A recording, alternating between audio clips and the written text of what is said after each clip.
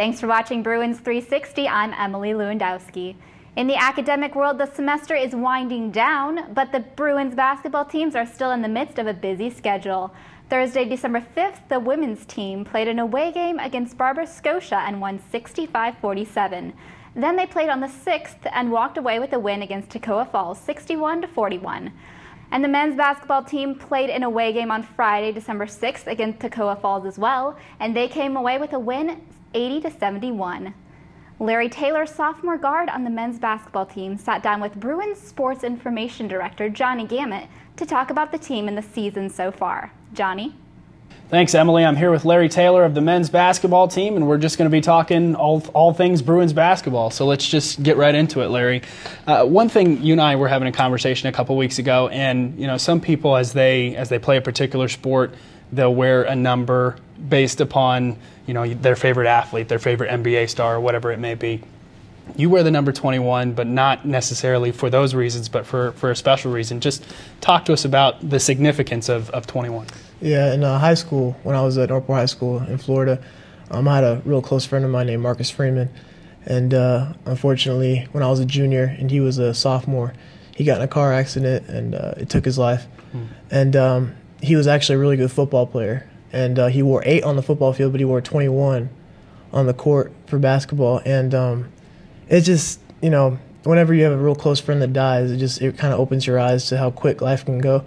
And he wore 21 because his parents ended up telling me later on that because of me wearing 21. And it made that number like so much more than just a number. And so when I started college, people were like, "Oh, what number should you wear?" And I was like, I'm going to stay with 21 just because of how much Marcus meant to me. And so it's God used it like he always does with things, and a lot of kids got saved because of his testimony, because he was a Christian back home. And so I'm proud to wear that number, not because of me but because of him. What things of Marcus do you take with you on the court, as you play, as you think about it before the game, whatever it may be? Just as the dude worked so hard. He had dreams of playing for the Florida Gators for football, and his favorite player was Tim Tebow. His passion on the court and just his hard work and his drive. I always remember that, and I just never want to take for granted a game, a practice. Whenever I'm dribbling the ball, it's just always an opportunity and a blessing to be able to play basketball. You already kind of mentioned it, but how did this experience, real difficult to go through. A lot of us don't really understand, having not gone through an experience like that. How does that change your perspective really just on everyday life? 360. It's just, life is like what the Bible says, but a vapor. And just dealing with having to see how his family has dealt with it, which they're very strong. But it just totally makes you look at life, and it doesn't dumb basketball down a little bit, but it just makes your priorities get straight. And it's basketball, as we already know, can be used as such a tool, but sports in general, it's just his example, Marcus's example of how sports can reach thousands, millions of people, and when something like this happened to him, and just to see the impact it made with kids everywhere, especially in my area, it's just that much powerful, and it gave me a whole new look on life. Let's talk a little bit and transition into this basketball season. It's your first year playing for the Bruins. Just talk about coming into this team. One of the holes that we had last year was point guard, really, and you coming in as a transfer student really filled that hole.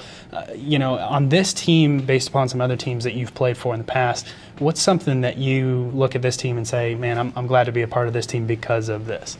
I would just come down to how genuine people are on our team. Obviously they work hard. Our coaching staff and the players, they want to get better every day and win.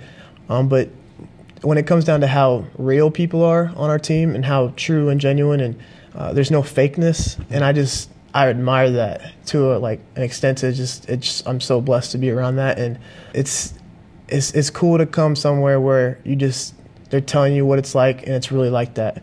Or they tell you, we're going to do our best to grow you as a man and grow you in your relationship with Christ. And to get here and to see, Coach Ring, Coach Wingering, Coach Miller, even, some of my teammates, just to see them, strive to help me with that it's a real encouragement. You guys have had some tough opponents over the last couple of weeks, played a couple of D1 schools, D2 schools, but then you've gotten a couple of wins as well. From your perspective, we're 6-6 now. What are some things that we're doing really well as a team, and what are some things that you think we need to continue to work on? I mean, honestly, I'm surprised at how much control we have over games at sometimes. With a young team like we do, this is only the second year of the basketball program, I think when we were playing Toccoa Falls a few days ago, I just felt so comfortable. Our team was not scared at all, even though when they made a run at the end, we felt like we had control of the game. So that's a strong point right now, is that we don't get scared in situations like that, and we don't get shaky. And that's a really big deal with when at the end of the game trying to close the game out. If you just feel confident about it, it usually goes your way.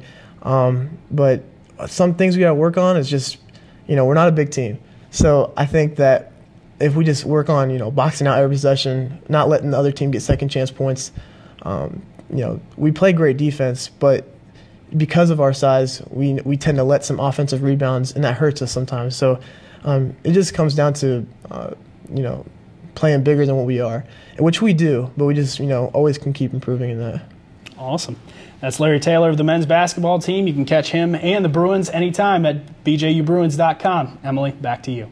Coming up for the Bruins, on Friday, December 13th, both the men's and women's basketball teams will be playing at home in the Davis Fieldhouse. The women will play at 5 and the men will follow at 7. So be sure to come out to the Fieldhouse to cheer on the teams. Check out our website, bjubruins.com, for game previews and recaps, our What's Bruin podcast, team schedules, and more. Thanks again for watching Bruins 360.